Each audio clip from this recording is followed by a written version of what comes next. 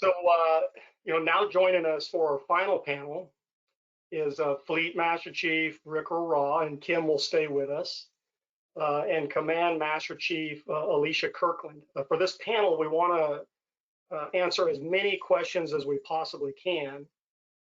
So if you haven't submitted any questions, it's not too late to do so. You can type them in and then continue to do so throughout the panel. So in front of me here, for the panelists, I have a series of questions, and what I'll do is I'll ask each of you one. So Rick, I'll ask you a question, and then Kim, and then Alicia, and then we'll go back around and we'll answer the questions that I have. And if we have time to answer more questions, we'll continue to do that until our time is up, if that works for you. So Alicia, how are you doing today? We haven't seen you yet. It's good to have you here. Thanks, Thank you for joining us. Thank you. You're very welcome. So Rick, I think we'll start with you. Are you ready? Absolutely, McFarland. Looking forward to it. So Rick, the first question is from Rosetta from Oak Harbor, Washington. And she asked, as a dual military CPO selectee and active duty spouse, what are some of the challenges for these circumstances? Yeah, absolutely, McFarland. And Rosetta, thank you so much, number one, for joining us today. And thank you for your service to our Navy and our nation, as well as your spouses. And so, I mean, so many challenges in the dual military family, whether it's spouse co-location and orders or pay, or even, depending on your circumstance, getting through the Chief Petty Officer initiation season. And so I think that oftentimes the challenges in a dual military family are just amplified that much more, and childcare and all the things that go along with that. And so I would just tell you, hey, welcome to the Chief Petty Officer family. I don't know how long you or your husband have been serving, but we've been waiting for you to join us in the Chief's Mess for a long time. And so congratulations, welcome to the family. Hope that our paths cross, and look forward to meeting you. Thank you. Thank you, Rick. And then Kim, this one's for you. So Alberto from San Diego asked this question. How else can I help my spouse during this process? McPon, so I think the main goal in the process of the Chief's initiation for the spouse is just to be supportive. You just support them in any way that they need.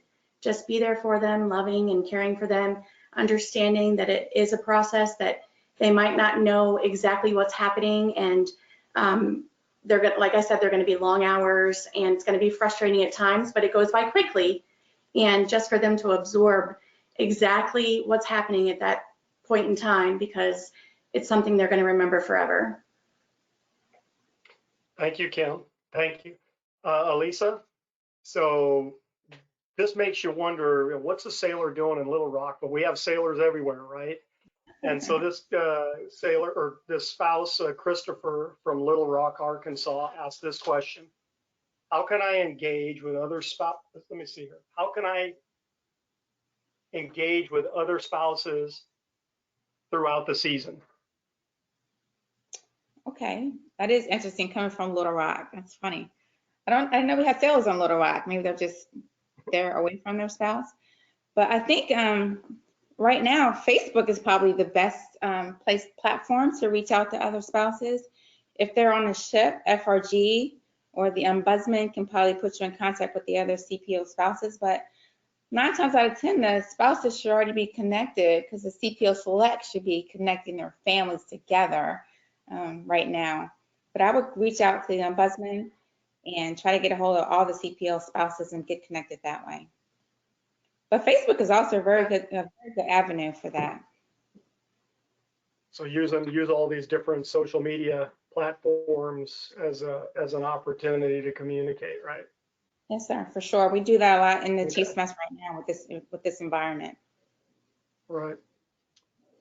Thank you, Elisa. That's good advice. So Rick, Rick, back to you. So this is Bridget from Lemon Grove, California. And Bridget asked, any advice on how to balance, I'm trying to, sometimes there's what we say and what we mean. Let's see, any advice on how to balance necessary dual military families? So it looks like it's similar to the one that you had, Rick. She's just wondering, how do you create that balance when you have dual military? Yeah, so I would say, Bridget, first off, thanks for the question. And just to kind of go back to the Little Rock, it is incredible that we have, we just have sailors everywhere, right? And so, Kim and I, we have had the fortune of, living in 3 different countries with our children, and it's amazing that the opportunities for our sailors to live and work and reside around the world are just amazing. And so back to Bridget, I think that,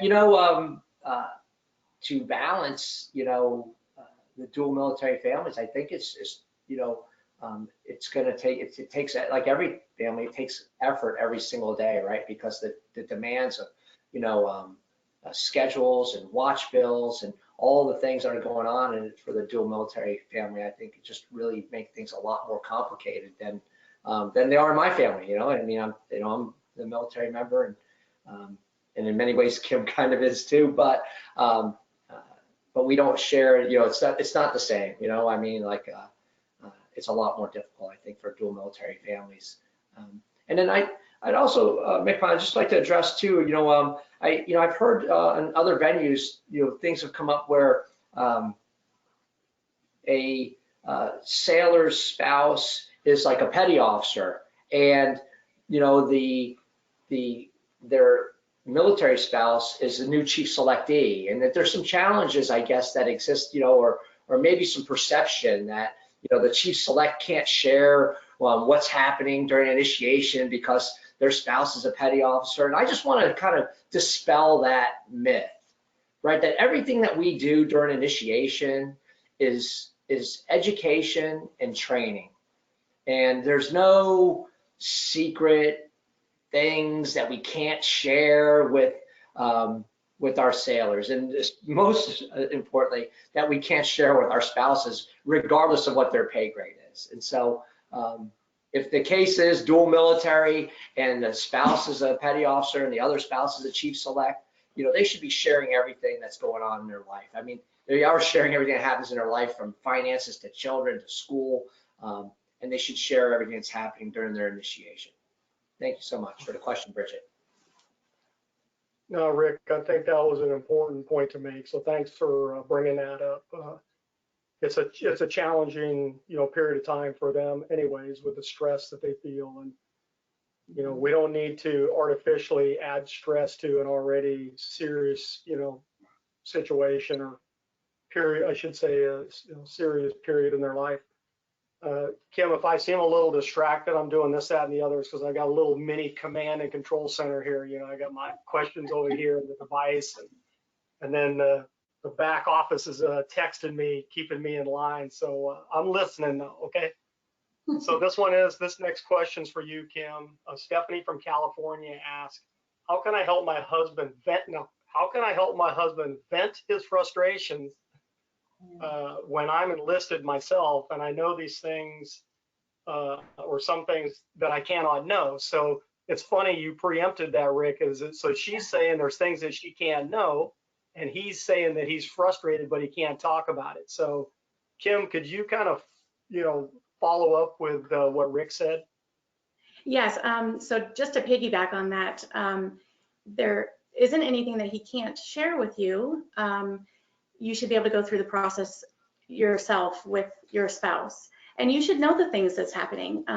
It's exciting, the different things that they do, every day to get them through to the end where they're actually pinning on their anchor. So it helps to know it as a spouse because you understand the process better. So I think for the frustrated member, that just being there to listen to them and give them support when they're frustrated. You might not understand what's happening or what they're going through, but at least just being there and loving them and understanding and listening to them, just being there to listen. Hey, McPon, if I could just add on to that as well. It's been my experience that the chief selects, they sometimes, me too, we sometimes make it more difficult or more complex or pile the stress onto ourselves. And so what I would offer to the spouse is that, when you're a chief select, you have a sponsor, right? And so I'm hopeful that the spouse has a relationship with the sponsor and can reach out to the sponsor and just say, hey, here's what's happening. And, my wife or my husband's not sharing and they feel that they can't, and can you help as well? Because I think there's more resources available. And I think that if I put that burden on myself, this is real life. And so sometimes there's just things I'm like, hey, I don't want to bring the work home to Kim, you know what I mean? And she knows that I'm stressed, she knows the people that I associate with that she can call and say, hey man, what's going on? Rick seems like he's really stressed. And so during initiation, that's the sponsor. And if not the sponsor, it's the senior enlisted. There's a command master chief, there's a senior enlisted. So, and then there's other spouses. And so, the network is super important. I mean, at the end of the day, I would, and I'll probably say this 100 times, welcome to the family, to all the spouses that are with us right now. You're in, you have nothing to prove to us. Like, we've been waiting however long it's been that the military member has been in the Navy. We've been waiting that long on this end to get you into our family. And so, like, welcome to the family.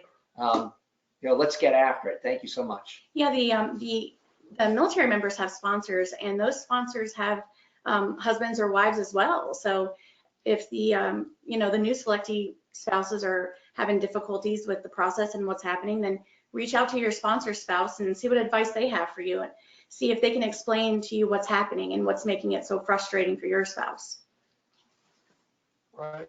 And, I see, I know Rick's a fleet master chief, obviously, and Elisa is a command master chief. So she could attest to, most commands at some point early on, they have the spouses meet with the sponsor and the command master chief and let them know that that's their primary medium to communicate with. And so, Rick, you make a valid point is, if something doesn't feel right or you're confused about something, then that sponsor is supposed to be available for that spouse to reach out to and dispel any potential miss, right? Because the stress is really coming from time, because you have your day job and then there's these things that the chief's mess is asking you to do, these different assignments and things like that. So there's this burden of time, which sometimes creates a little bit of added stress. So I think, Elisa, you could attest that, reach out to that sponsor or that command master chief or senior enlisted leader of the command. The next question is for Elisa. This question comes from Stacy from Connecticut. So we know that's the land of submarines, right? And she said, my spouse is deployed on a submarine, so he's not really having a season that she's aware of. Is that normal? And then she's concerned because she says, we're going to miss his pinning ceremony. So what's your advice for Stacy? Her husband deployed on a submarine. She doesn't know what's going on with the season, probably because it's difficult to communicate when you're under the water. And then she's a little, hurt that she's going to miss his pinning, season, or them putting the anchors on because he'll be underway. So what is your advice? That's a very tough situation. And being on a submarine, he may not have a season on dry land, but I'm sure he's having a season of some sort. I know they're training out there. They're very operational, but he's getting all the tools he's gonna need to be a chief petty officer when he comes, when he surfaces. So rest assured, he's having a season. It may not be a typical season, but he's having a season. It's funny, when I got pinned to chief, I was in the middle of Katrina back in 2005. So we were down in New Orleans and we were away from our families, and we didn't have a typical season either. We didn't train as normal. We had to stop and face world situations as well as your husband is doing right now. So we did get training, and my family missed my pinning, but we did record it. So I'm sure he's gonna have some type of mechanism to record for you guys. So hopefully you'll get to see it when he gets home. You'll be able to see, or he can send it to you via some means when they surface. But it is unfortunate. I'm sorry you can't be there for him, but his family on the sub will take care of him, and you'll get to see it via media, hopefully afterwards.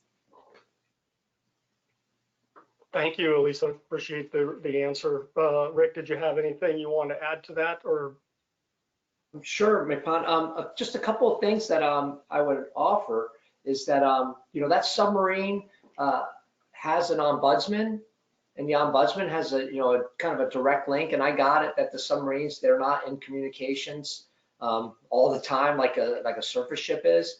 So I would offer to the spouse, send those loving, caring emails.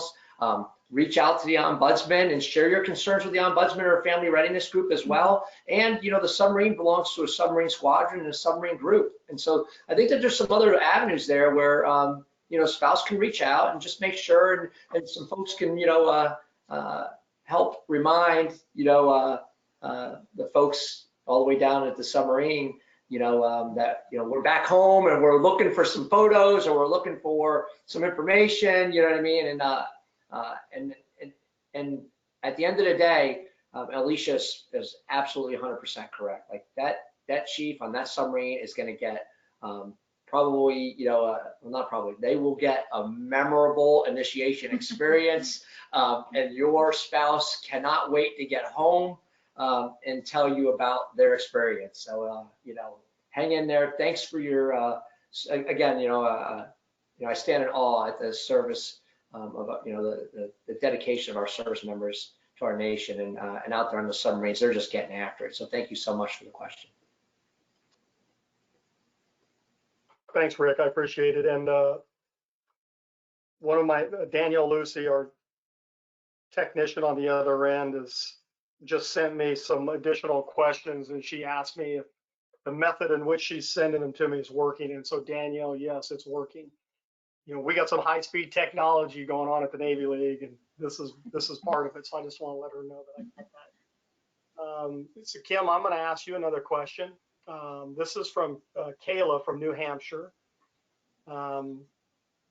So this is going to take some thought, and I think we're going to have to try to get in the mind of Kayla to figure out what she wants to ask here. But she says, "How does it all work?" ?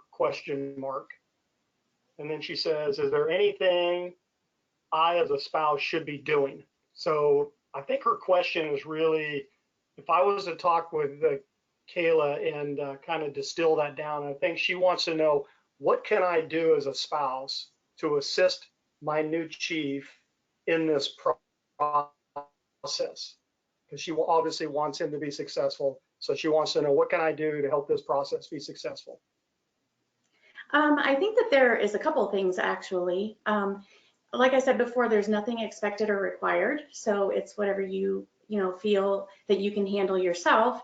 You can get involved with some of the activities and fundraisers, and just being there to support him or her in their whole transition. The process, even though it seems long, goes by pretty quickly. So there's not a lot of opportunities for you, and probably now with the times that we're in, probably fewer.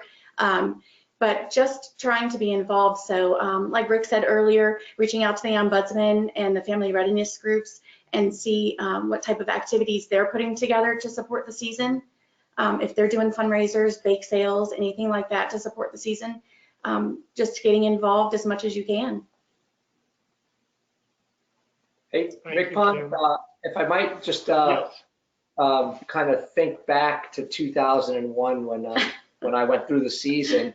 I can remember there was some tasking that was given to me from my command master chief or the genuine chief petty officers that I was so, dearly trying to, be a part of. And so some of those taskings were some projects, like we had to paint some objects and put them together, and we had to name them, and we had to write evaluations or awards or sit reps and all these kind of things we had to do. And I can remember not much has changed. I watched my wife with our children all the time, and projects still continue on, and she's much more artistic and creative than I'll ever be. And so I think that there's opportunity, and I do think that sometimes, I'm just thinking about my own experience. I was probably hesitant to, I was afraid that somewhere, MCPON Hurt was watching, and if my wife was to help me paint a river rock and paint them in utilities and paint a name on it, if MCPON Hurt was to see that, I was worried that like the word would get, I would never make it into the ranks of the Chiefs, but Kim can help. So anyways, there's lots of ways to help, and again, I think that we just gotta do what you can. So thank you so much. I'm sorry. And we still have those rocks, by the way. We kept them. There are big Yeah. ones. And I promise I won't tell MCPON Hurt that Kim helped you out, okay? So, all right, Elisa, another question for you. This is from, let's see, let me make sure I got this right. Okay, this is from Annabeth from Missouri. And Annabeth says, how much time away from my family can I expect my my new chief to be away from? So she's wanting to know how much time can she expect her spouse, the new chief, to be away from the family while he is participating in this event of CPO initiation. So obviously he's came home late a few times, or he's left early a few times, and she's probably, taking the brunt of the burden of taking care of the home front, and she wants to know how much time can I expect this, my spouse to be away during the process. It's a very tough question, Annabeth.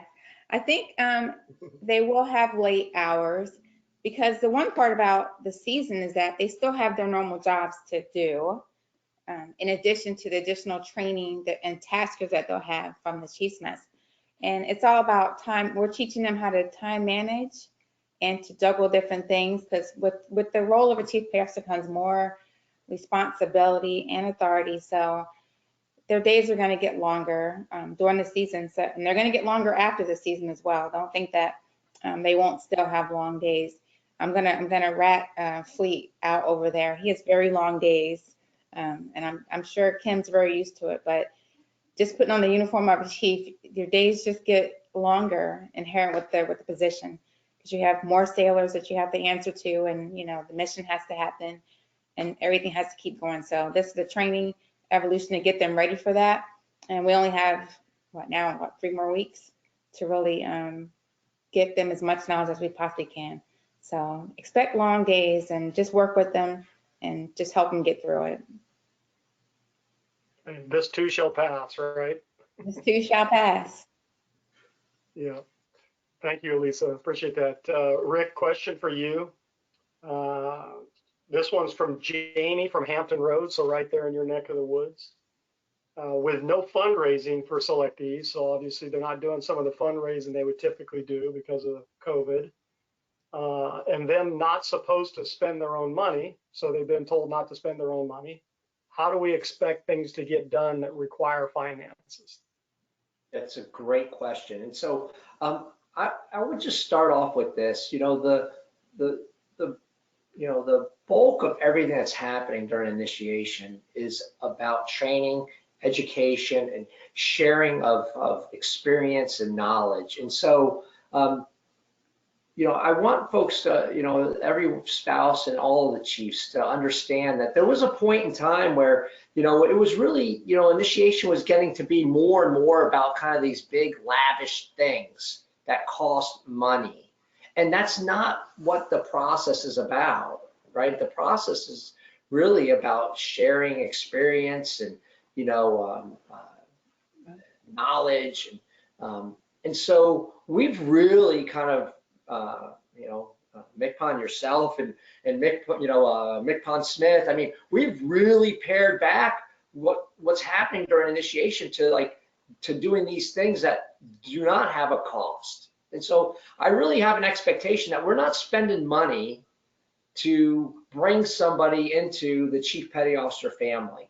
Now, there could be, this is these are unique times in the global pandemic, and so a lot of things now are virtual, but in the normal, non-pandemic initiation, there will be like a khaki ball in the future, and so there's a cost to that. But that's kind of a cost that's on the, you know, that we as chief petty officers, we are paying for, not the chief selects raising money to pay for a khaki ball, right? The khaki ball is, you know, like after initiation's over and your spouse is wearing the uniform and we get to go together, and I finally get to like take Kim and we go to this ball and she's in the cocktail dress and she got her hair and her nails done and I'm in my khakis and we just get to go dance and have a good time. And you know, for me it would be very innuendo, but let our hair down, and that is not supposed to be something that is a cost burden on the selectees. And not only is it not supposed to be, it had better not be. You know, my expectation is that that's a cost share across the chief's mess period. So don't fear, don't worry, don't have anxiety over fundraising, because you know we really basically should be out of the fundraising business, and that everything that your selectee is doing during initiation, there is no expectation whatsoever from me that they're spending any money. They should spend no money to be welcomed into our family. And when we're doing it like that, we're doing it right. Thank you very much for the question.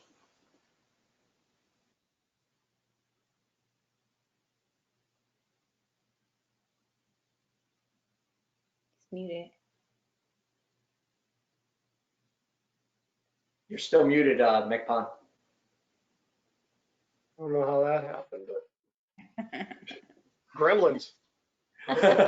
So Elisa, Elisa, this one's for you. This is from Cheryl from Kansas. And she's asking, what can I expect? What can we expect after the season is over and they get back to kind of Navy business as usual? So what can she expect for, you know, her spouse? Kind of like what I alluded to in the last question. I think that they will have longer hours than they might, if they're on a sea, they might already have long hours. I'm sure they might already have long hours, but it might get a little bit longer now that they're going to put on their anchors, because they're going to have to take care of sailors and do their job and have more, maybe more administrative work to do after they take care of sailors and do their normal day-to-day. So it might get a little bit, longer. It doesn't get any easier, unfortunately. So their days may get a little bit longer. Okay. So Kim, Rick, would you like to add to that question? What's life going to be like for them after they, you know, put those anchors on and show up for work on the first day? McPon, I'll just start off with, you know, for the bulk of my career, I would tell Kim that, okay, as soon as I make this next pay grade, right, it's just going to get a lot easier, right? Like I'm telling you, like as soon as I make chief, I'm telling you, I'm not going to work as hard. I got to do all this so that I can get to the next thing, right? And then like she would be, I don't want to say my wife would be yelling at me.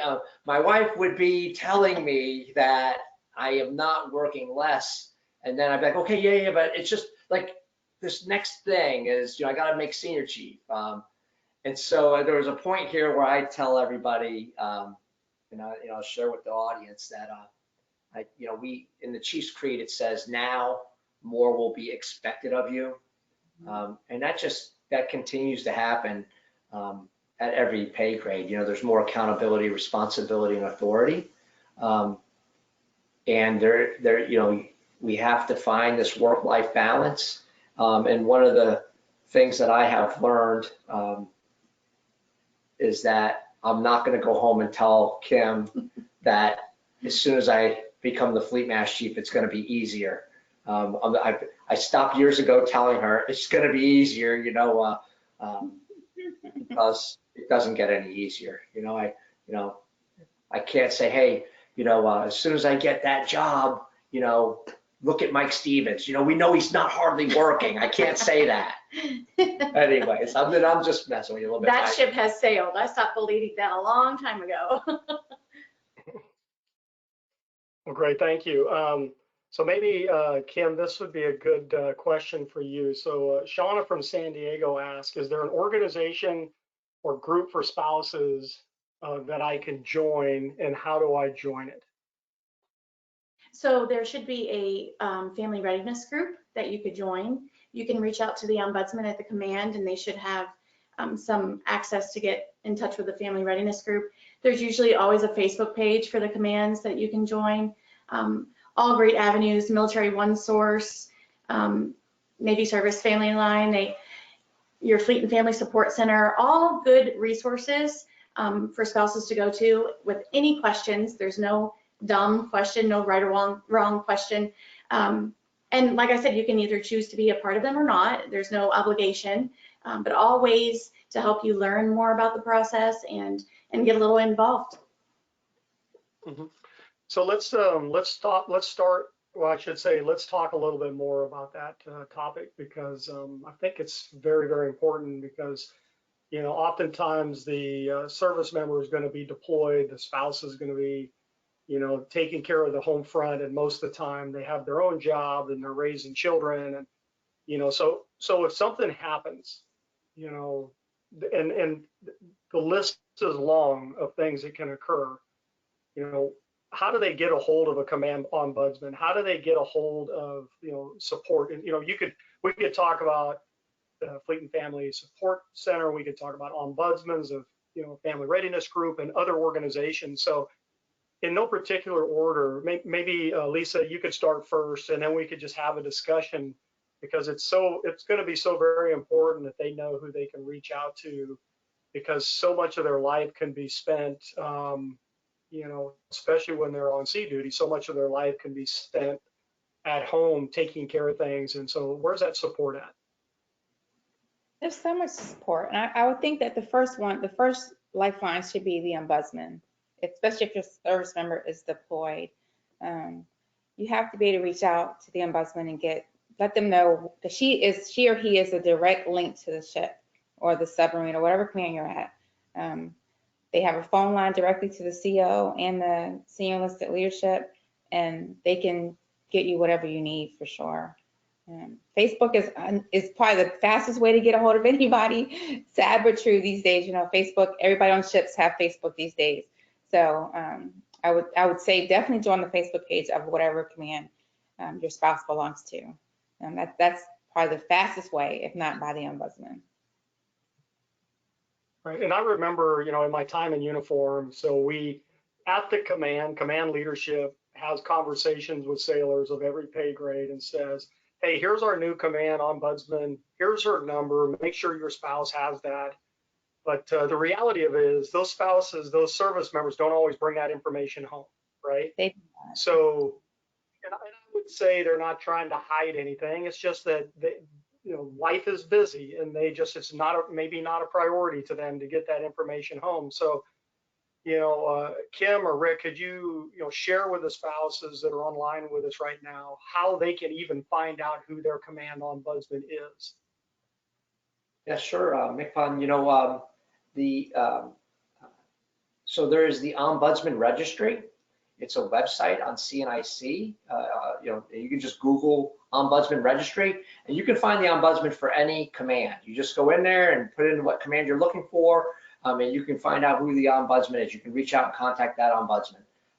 And then the other thing I would just offer is, when I say, hey, welcome to the family, I mean welcome to the family, right? Like you're in, your spouse is a chief, and so. I kind of expect, two things. One is, as Alicia said, the spouses need to have the phone number of their ombudsman. I also think that the chief petty officer spouses should have the contact information for the command master chief or the command senior enlisted leader. It could be command senior chief. It could just be, a chief or a senior chief or a master chief at the command that the CO has designated as the command senior enlisted leader. And so, and you're right, Mike, like, I think, it's been my experience that sailors get really busy and, we know we should bring this information home and then we don't do it.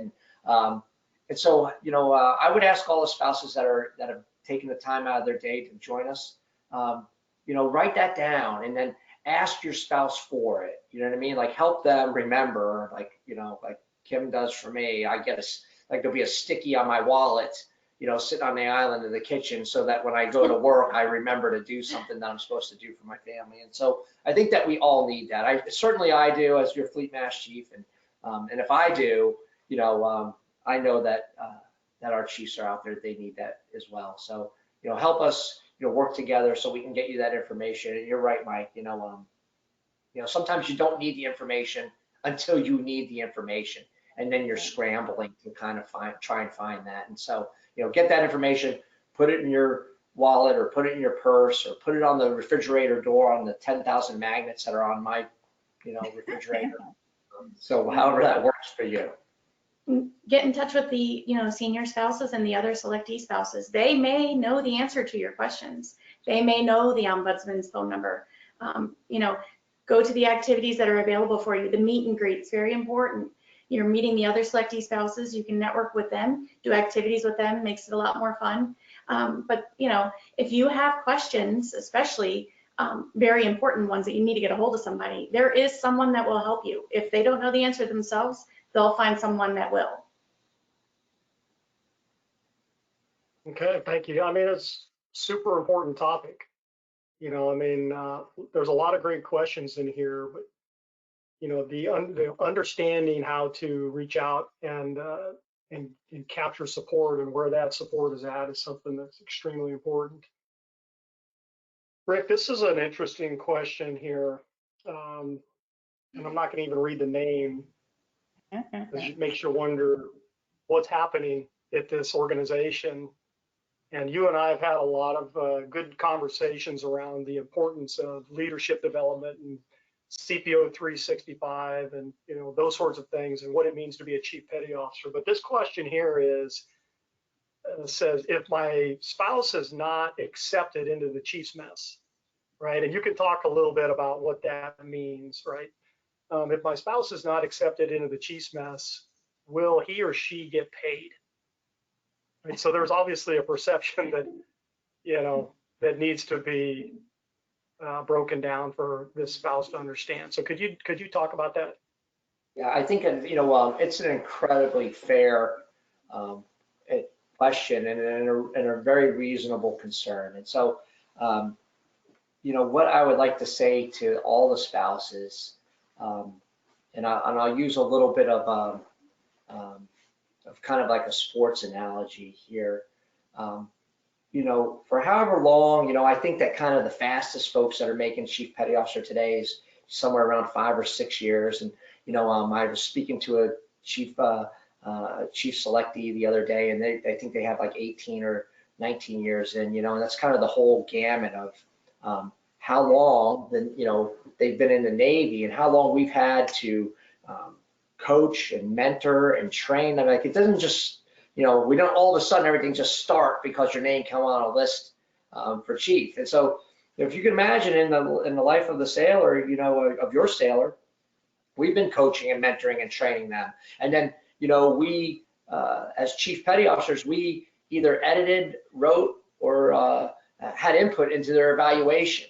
And then we went to a room full of other chief petty officers at the command, and we conducted a ranking board, and we ranked them from, whatever, 1 to X. And then we went to the CO, and the CO approved those rankings. And then, your spouse took a written exam, and that made them eligible for chief petty officer. And then at the selection board, Master Chiefs, like myself or Alicia, we go to Millington, Tennessee, and we go to the kind of almost like the draft pick, and we picked your spouse. Like we wrote their evals, we ranked them, we decided who is going to be a chief petty officer. And so as far as I'm concerned, McPon, they're on the team. They're accepted. That list is out. They're chief petty officers. And I'll tell you, and I'll tell everybody else that's out there, they have nothing to prove to me. Now, that doesn't mean that life's going to get easy, as we've been talking about, right? Like they're going to have to earn those anchors every day. right? They're going to go out there and lead sailors, and those sailors are, you know, we have this kind of legacy of ask the chief, you know, and so it's a huge responsibility, and those the kind of the weight of the anchors is heavy.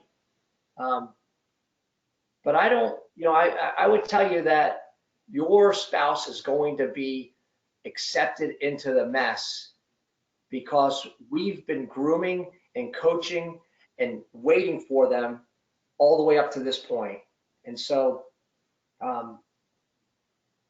that's where I stand on that, and that's my expectation, is that if their name is on that list, that they are going to be treated through the initiation process fairly, that yes, they're going to be tasked, and yes, there's going to be more stress, time management's going to come into play, but at the end of it, we are going to welcome them with open arms into our Chief Petty Officer family. And along with not just welcoming them, but we're going to be welcoming their spouses as well, because that's what the Chief's mess is. It is a family, and we love each other and we care for each other. Thank you. Great feedback. What's that, Elisa? And they will get paid. Yeah, and they will get paid. Yeah, I think that's the, you know, the question that she was really asking. Is she going to get paid, right? So this question comes from Catherine. Elisa, I think I'll ask you this question.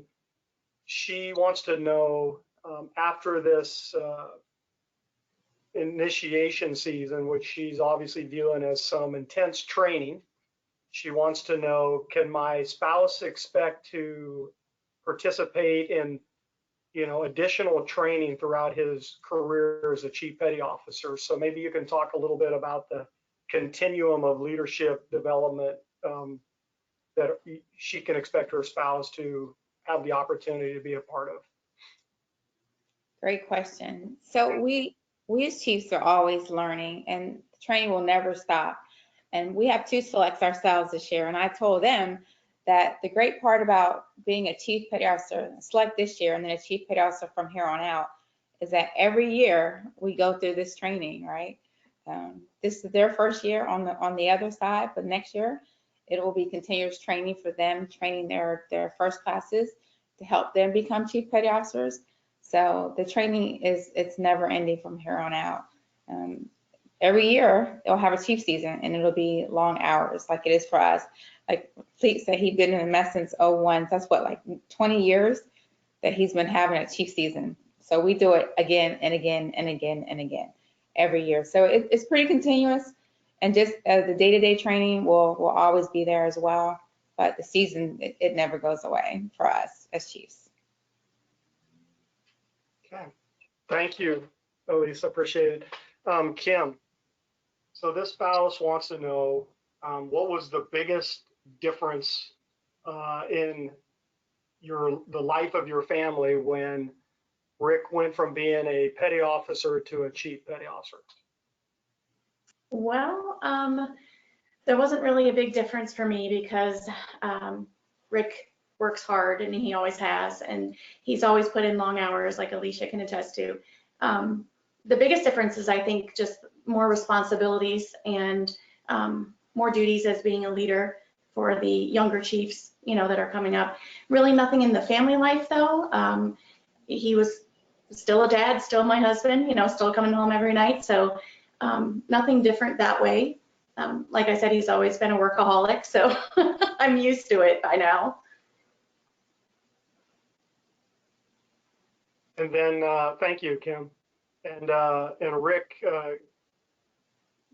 this spouse wants to know, what are the top 3 things that her spouse is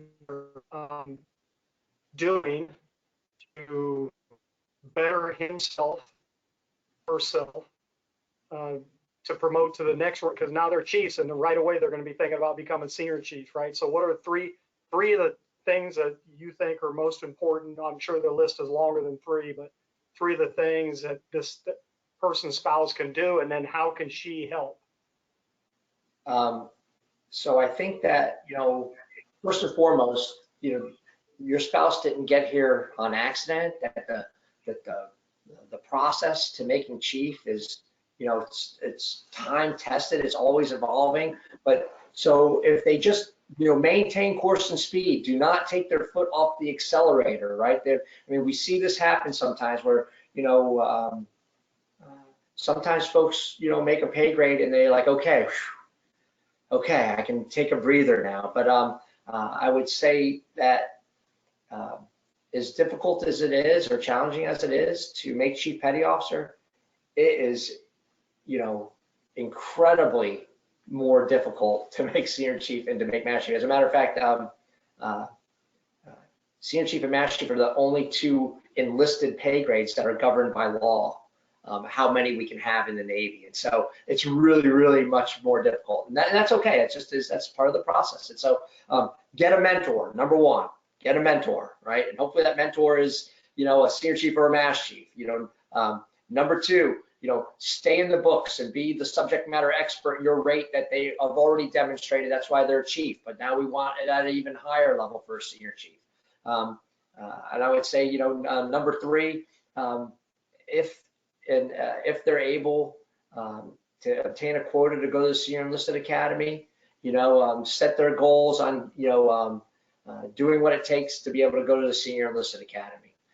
And along the way, like, never forget, I should have, you know, I'm remiss to not say, you know, it's not about your spouse, it's not about the Chief Petty Officer, you know, it's really about engaging with and developing their reliefs. And so if they, you know, if they're doing the things that it takes to set their sailors up for success, that the command is going to recognize that, and that they will make, you know, they'll make Senior Chief, they'll make Master Chief, they'll make Warrant Officer, they'll select for LDO, close no doors in life, ever, right? And so keep all the doors open, set your goals high, write your goals down, and spend a little bit of time every week or every month looking at your goals and driving towards them. And those are family goals, those are, you know, work goals, and those are future life goals.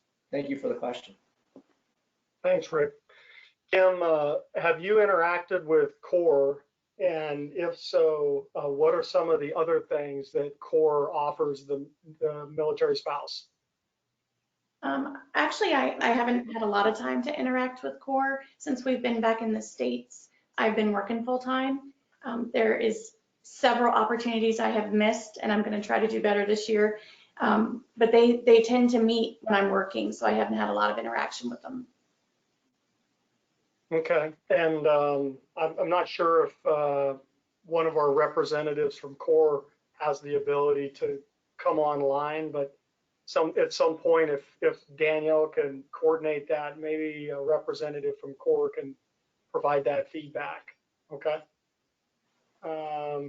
Danielle's saying, nope, I don't think we have anybody that can get online. I know that they're participating. I think that we do. Just you have to give us a second to get that coordinated. Okay. Yeah, we'll come back to that. So Elise, this question's for you. What is the role of the Command Master Chief, and does the chief spouse or any spouse have access to the Command Master Chief if required? So the role of the Command Master Chief, I'm the senior enlisted leader for the command. So I feel that I am very responsible for every single sailor in the command and their families. So yes, every family member every spouse has direct access to the Command Master Chief. And if your spouse doesn't have that number, they better get it so you can have it, because that's a problem. Yes. Okay. Thank you, Elise. So Kim, I'll come back to you again. What have you found to be the single most challenging aspect of being a spouse of a Chief Petty Officer? Well, that's a tough one. And I'm going to add on to that, because I'm going to say what have you found to be most challenging, but then I'd ask you to say what have you found to be most rewarding? Well, I can answer the most rewarding part, because the most rewarding is being the spouse of a Chief Petty Officer.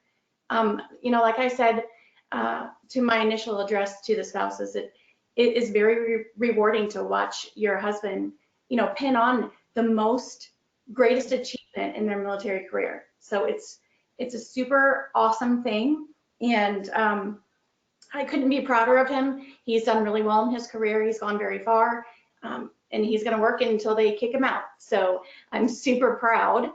But the most challenging part probably is, the moves.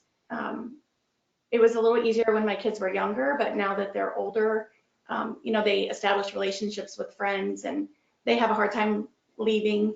They're not always happy about it. So we tried to do the most of our moves when the kids were younger, and we don't regret a thing. They have many experiences and they've seen several different countries, and it's been really nice. But yeah, it's super challenging and I understand it. It's hard to relocate, find new housing, pack and unpack and find schools, and it's a very challenging thing. So, but I will add that it is way worth it. So if you do have a chance to go overseas, do it. I was very scared to do it in the beginning, but then I didn't want to come home. So it is a very rewarding experience. Okay, thank you, Kim. Coming from a professional means a lot. Thank you. So I got time for 2 more questions. Well, we have 2 more questions, I should say, and then we're going to do some closing remarks. So I'm gonna ask the question about what other resources does CORE provide? And I think we have a CORE representative with us now. Who's with us now? Hi, I'm Meredith Shapley, the Meredith, I've heard of you. I thanked you on the I heard but Thank you very much. I've not physically seen you. I'm good to see you too. I'm the core team lead for Core Hampton Roads, and I thought I would be behind the scenes today. But that is a great question that I would love to address. So Core here in Hampton Roads, we have developed many different spouse programs over the years.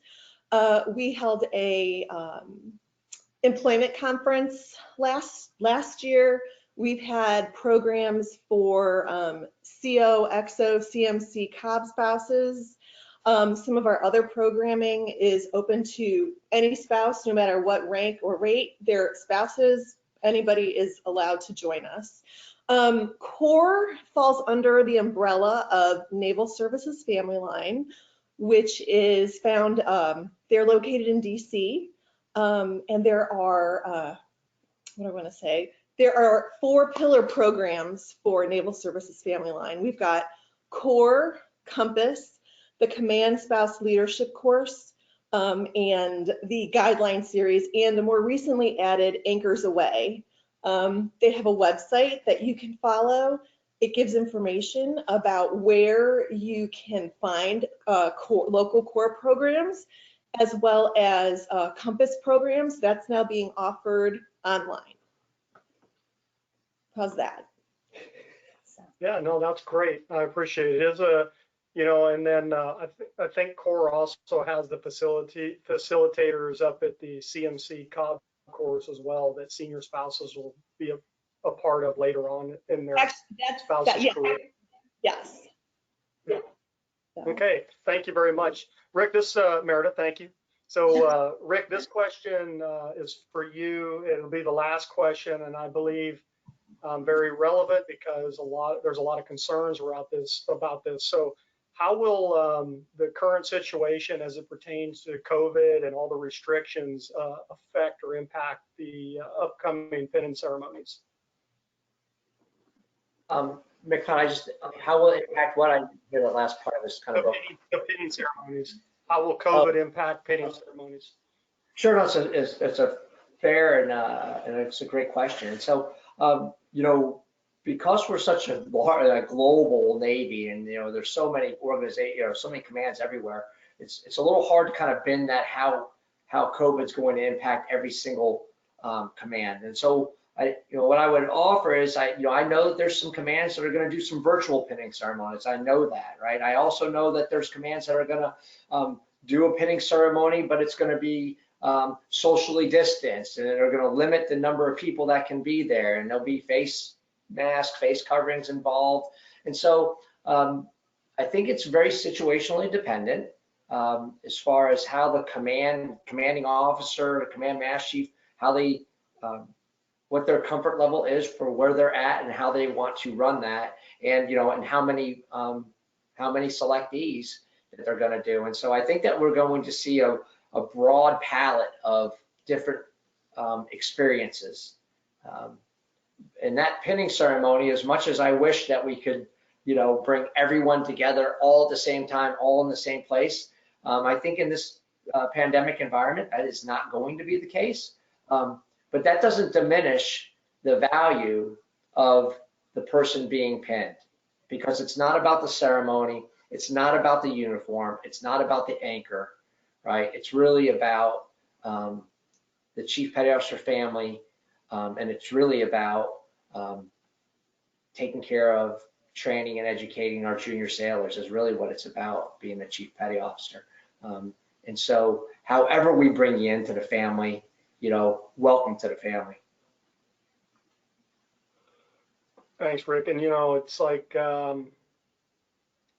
this situation is really what chiefs, what they expect us to be experts at, right? It's dealing with the unknown.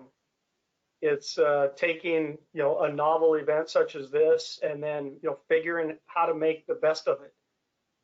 That should be in the DNA of every Chief Petty Officer. So we should never look at this as something that took an event that took something away from us. We look at this as an opportunity to be innovative, to meet the challenge head on, and to make the absolute best of the cards that we've been dealt.